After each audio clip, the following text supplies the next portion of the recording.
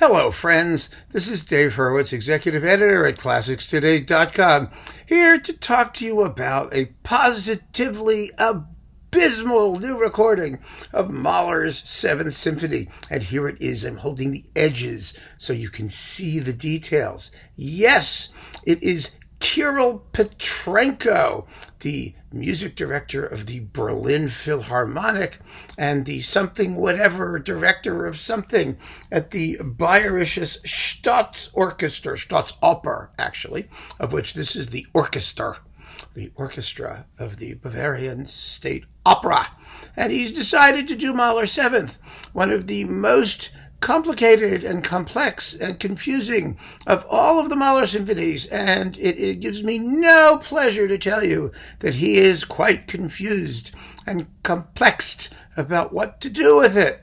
Now, I reviewed this already just recently on ClassicsToday.com. That's a print review for those of you who are into that archaic task known as reading, and you can read the review there. That review is basically titled Boulez, without the warmth. And that is how I hear this thing. It is the coldest, most alienated, most completely not whatever it is performance you've ever heard in your life. Really astonishing. It's just another example. Oh, there are so many. Of a conductor who is desperate to do something different, who needs to find a concept, and who applies that concept completely externally from the expression that the music seems to require. And that kind of stuff is happening all the time these days. We see it from Theodore Karensis. We saw it from Roger Norrington. We saw it from all of these people who think they have this view of how music ought to sound. And that view seems to bear no relationship to the music itself. It's like Regia Theater. You know, that's director's theater, those productions of Rigoletto set in a lunatic asylum in Nova Scotia, or the fabulous Così fan tutte set in a Latvian nuclear power plant, stuff like that, where they impose some weird concept on these pieces just to make them sound different. Now, that is a lot more difficult to do, and it's rather a more sophisticated task when you're applying it to purely instrumental music, and it's harder to hear. And Petrenko deserves credit for having achieved it in this completely expressionless, totally cold, mechanical performance of Mahler's Seventh Symphony. So, how does he do it? It's really quite extraordinary. First of all, he has the orchestra playing very, very well. Let's not kid ourselves. They do a wonderful job. They obviously do what he wants them to do. What he wants them to do just is not what Mahler wants them to do. First of all, what really makes me crazy about these heavily inflected, micromanaged type performances is that the most obsessive micromanager in the world still is never going to realize as much stuff as there is in the score. But once you lay down the gauntlet and say, okay, I'm going to do every single inner voice and sforzando and tick and pop and bloop and squeak, then that's what you have to do. And if you look at a score while, you see the music going, you see that they're not doing 50% of it, 70% of it. It's impossible. It's impossible. And the reason it's impossible is because, first of all, you can't pay attention to everything all the time, no matter how good a conductor you are, number one. And number two, the composer does not intend that everything should be heard simultaneously. The composer intends that there should be a primary part most of the time, sometimes known as the tune. Sometimes it's a texture, sometimes it's a rhythm, it could be anything, a color, but it's the main thing. And after the main thing comes all the subsidiary things. And when you turn the subsidiary things into the main thing, then the musical continuity suffers. So what are the issues that Petrenko decides he needs to emphasize? Well, in general, the performance has wonderful strings and woodwinds, the brass, especially the horns, which are incredibly important in this symphony, and the percussion are recessed and not given nearly as much attention as the other people are. So already, and this is Mahler, so you're telling 50% of the orchestral complement is not getting the treatment it needs. I mean, for a micromanager particularly. That's one thing. Second of all, he has this obsession with subsidiary lines and sforzandos. So he punches out things. It's like somebody poking at the music rather than playing it. It's the Chinese water torture, the drip, drip, drip, at random times. Something sort of bubbles to the surface and then disappears again for no reason. And then of course there's the question of tempo. And his tempi are so completely unrelated to how the music is supposed to sound in places. It's really astonishing. You wonder if he's even conducting Mahler's Seventh. That's how much of an abstraction it becomes. But let's actually take the symphony bit by bit, and I'll talk you through it. I can't play samples, of course, but I don't need to. It's going to be so vividly recreated just by my mere words that you won't need to hear it at all. Trust me on that one. All right, first movement. Well, as you know, the symphony begins with a slow introduction. That introduction is based on a rhythm, a dum, ba-da-dum, ba-da-dum, ba-da-dum, like that, a funeral march rhythm. Well, that rhythm right away is blurred. First of all, the tempo is marginally too quick, but second of all, it's just not articulated. I don't know why he doesn't want to articulate it. Later on in the movement, when it gets to its quick tempo, he does articulate it, sometimes quite nicely, but in the introduction, he doesn't. So it's dum, well, already that's a problem, because you really need to hear a clear, clean rhythm underneath the tune, which is in the tenor horn. So let me just say that's the big problem with the introduction, is it's blurry. I don't want blurry. Mahler never wants to be blurry unless he writes something that's blurry, and this is not written blurry. I mean, if you look at the articulation, that rhythm has 16th note pauses, and it's extremely precisely indicated. And I want to hear that precision. And it's very odd because you have, on the one hand, a slackness and sloppiness in the rhythmic articulation, followed by unbelievably exaggerated precision in accentuation. And you got to have both. You just got to have both. All right. So the allegro gets started. It bumps along well. It's a da-dum, ba-da-da-da-dum. It's fine. It's doing its thing. It doesn't sound too bad. But then you get to that fabulous moonlit interlude. The harp goes vroom, vroom, and the harp's really good here. You hear the harp. It's beautiful. He's very careful with dynamics when he's not completely ignoring them in order to bring out the subsidiary voices that he pays attention to. But for some reason, in this beautiful, gorgeous, lyrical climax, he doesn't slow down or relish it or relax into it at all. He speeds up.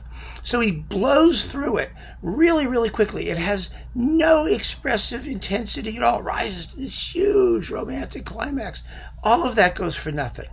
Absolutely goes for nothing. It's a shock.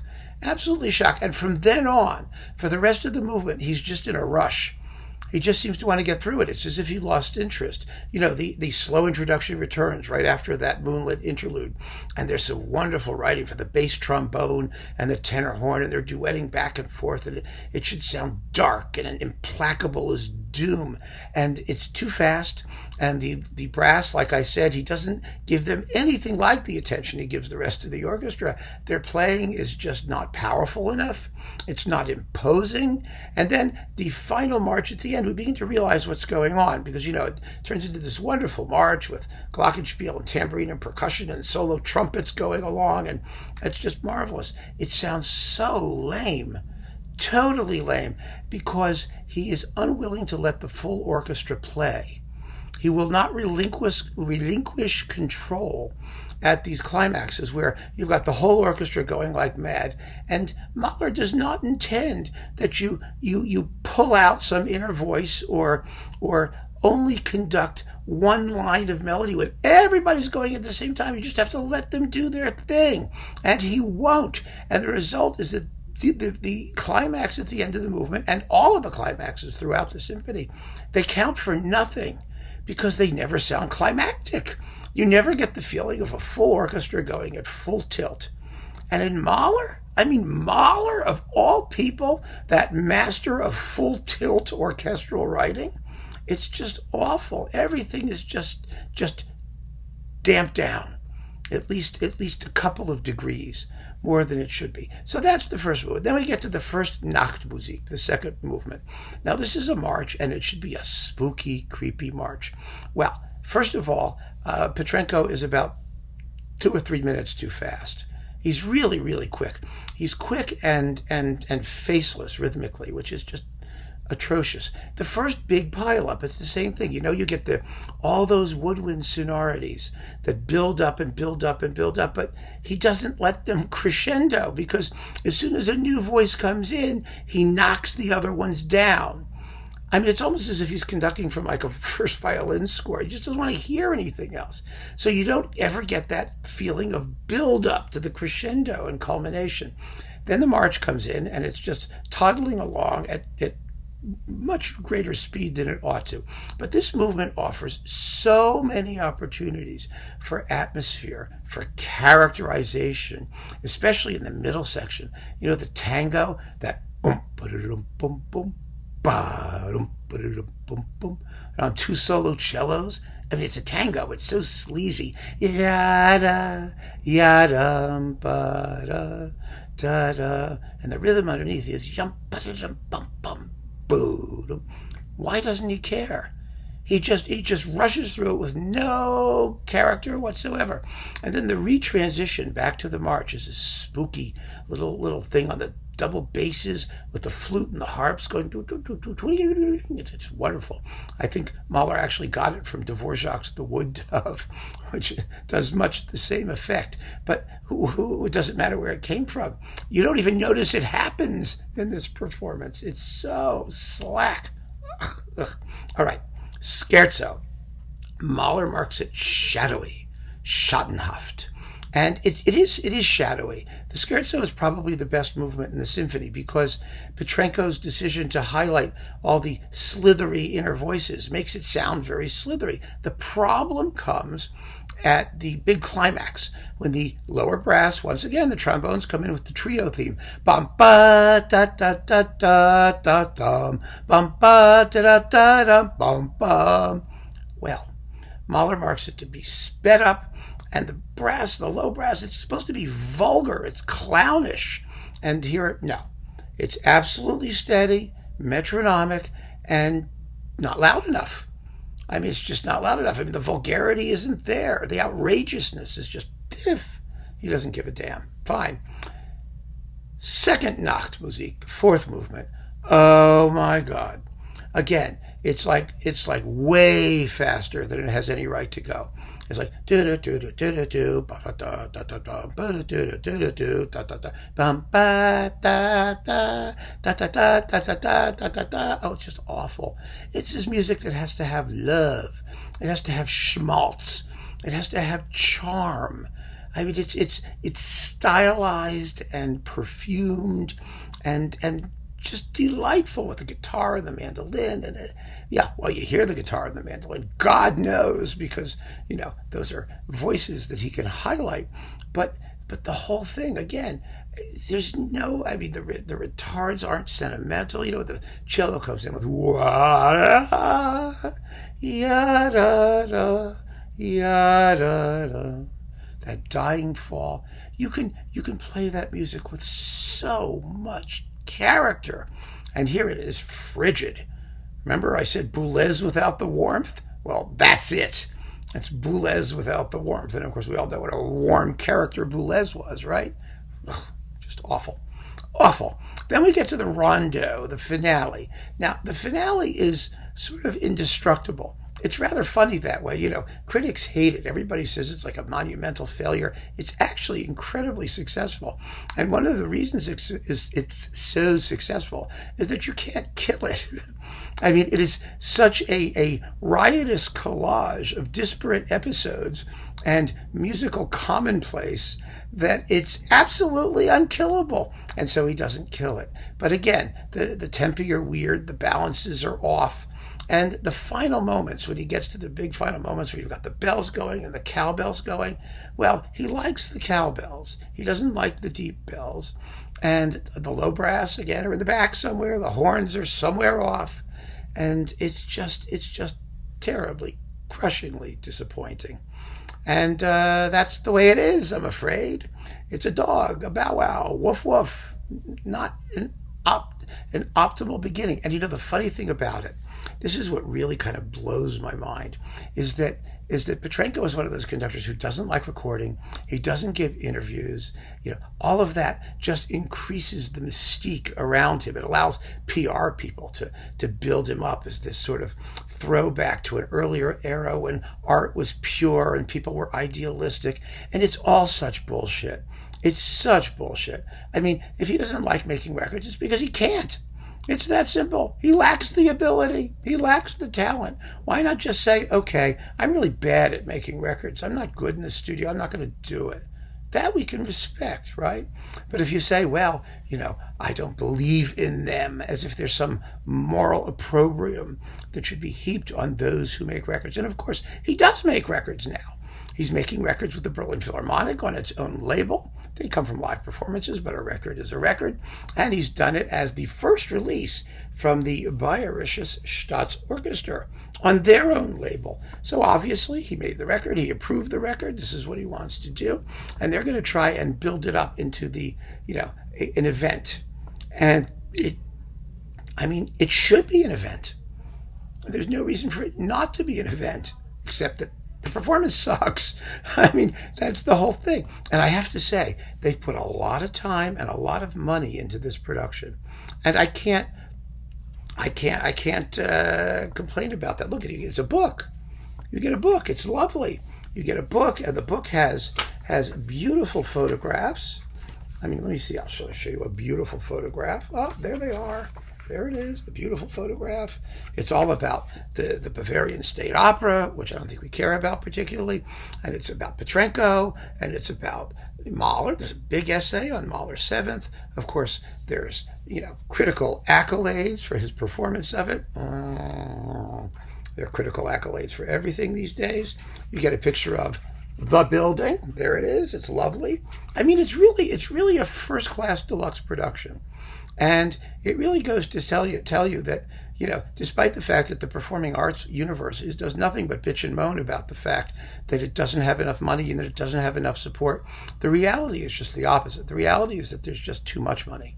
There are too many people involved. They have too little to do with their time. They're overpaid. And this is the result. It is the question I have said before of the inmates running the asylum. And there's nobody with these music directors now, these people who are, just worshipped and who have these cults of personality built up around them. There's nobody to slap them around and just say, listen, bud, it wasn't that good. And we're not going to record it. We're not going to preserve this because it doesn't deserve to be preserved. That's a fact. I mean, those people were actually necessary back in the day. And maybe they did in their small way their job to keep these people humble. But we're dealing right now with a situation where these music directors and their PR departments are creating egos run amok. And you can tell behind performances like this, and I'm not saying Petrenko isn't a serious guy, and he's not a serious musician, but there's something wrong, because I hear so much of it these days, in the business generally, with conductors generally, these egomaniacal narcissists who grab a piece and give it the treatment, and the critical organization around them, everyone just obediently, comes to worship at the shrine of holy art and tell them how wonderful they are, and they're not at all. And I don't see anything that's going to change the situation. It's just a mess. And this is just another example of it. It's tiresome. It really is. I mean, do we need another Mahler Seventh? No. Do we need another Mahler Seventh that is an example of this sort of navel-gazing nonsense that's common these days?